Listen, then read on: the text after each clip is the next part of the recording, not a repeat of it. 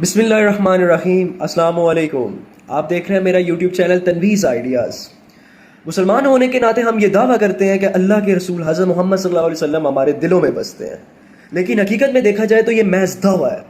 آپ صلی اللہ علیہ وآلہ وسلم سے حقیقی محبت کا تقاضا یہ ہے کہ ہم سب ان کے اسوہ حسنہ سے مکمل طور پر آشنا ہوں، تاکہ ہم دنیا کی زندگی میں ان کے بتائے گئے تمام احکامات پر عمل پیرا ہو سکے۔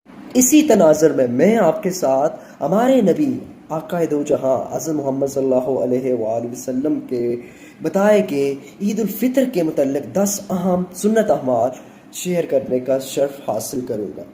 سب سے پہلی سنت نبوی صلی اللہ علیہ وسلم ہے عید کی رات دعا کا اہتمام کرنا۔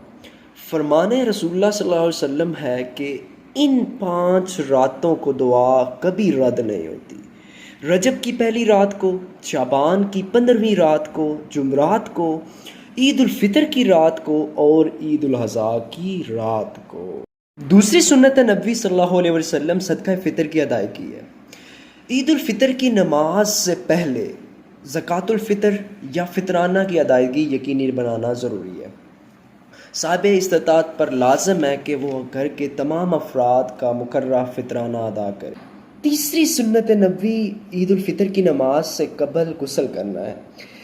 جیسے کہ طہارت ہمارے دین اسلام کا لازمی حصہ ہے، اسی طرح ابن عباس رضی اللہ عنہ سے روایت ہے کہ رسول اللہ صلی اللہ علیہ وسلم عید کے دن غسل کا اہتمام فرمایا کرتے تھے، تو ہمیں بھی چاہیے کہ اس دن غسل کا اہتمام کریں۔ چوتھا عید الفطر کے سنت اعمال میں سے ایک عمل یہ ہے کہ عید الفطر کی نماز سے قبل کچھ میٹھا کھایا جائے۔ جیسا کہ نبی پاک صلی اللہ علیہ وسلم روزے کے تسلسل کے خاتمے کے لیے کچھ طاق اعداد میں کھجوریں کھایا کرتے تھے۔ پانچواں اچھا لباس پہننا۔ عید الفطر کے دن اچھے کپڑے پہننا بھی رسول اللہ صلی اللہ علیہ وسلم کی سنت عمل ہے۔ چھٹا خوشبو لگانا۔ عید کے دن خوشبو لگانا بھی نبی صلی اللہ علیہ وسلم کے سنت اعمال میں سے ایک ہے۔ ساتویں سنت نبی صلی اللہ علیہ وسلم عید الفطر کی نماز کے لیے عیدگاہ جانا۔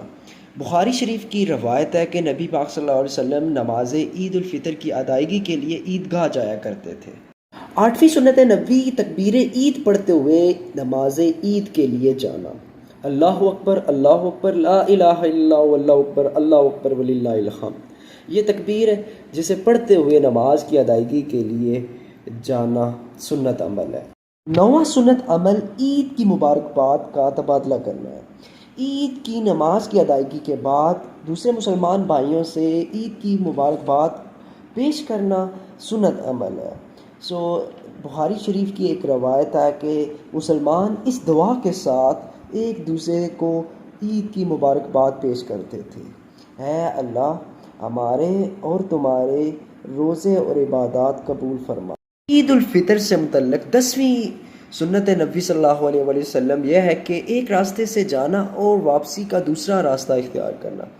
حضرت جابر رضی اللہ عنہ سے روایت ہے کہ رسول اللہ صلی اللہ علیہ وسلم نماز عید کی ادائیگی کے بعد واپسی کا راستہ مختلف اختیار کرتے تھے، تاکہ قیامت کے دن وہ دونوں راستے گواہی دیں کہ تم نے نماز عید ادا کی۔ چند یہ اعمال تھے جو ہمارے نبی رحمت للعالمین صلی اللہ علیہ وآلہ وسلم عید الفطر کے دن اہتمام فرمایا کرتے تھے۔ امید ہے کہ آپ کو میری یہ چھوٹی سی کاوش پسند آئی ہوگی۔